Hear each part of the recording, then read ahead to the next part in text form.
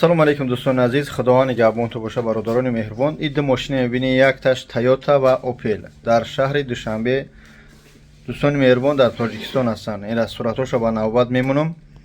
Ҳамин бародаре ки мақсад рақамошо мондагием, ин дар Москва ба WhatsApp илтимос нависе ки кор мекунад водител бо вақти қиматша нагирӣ.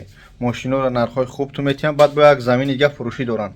Баъд дӯстони азиз фаромӯш накунед, пага иншоалло соатҳои 5 як хунаи хуб, яъне ки нархшам нархи хуб.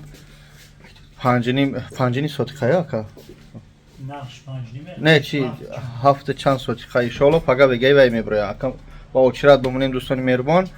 Ина ин мошиноро занг бизанед, акай бахар аз номи мо салом биге, аз номи бобоҷон 88 иншоалло ба нархҳои хуб. Хабка видео карда истодам.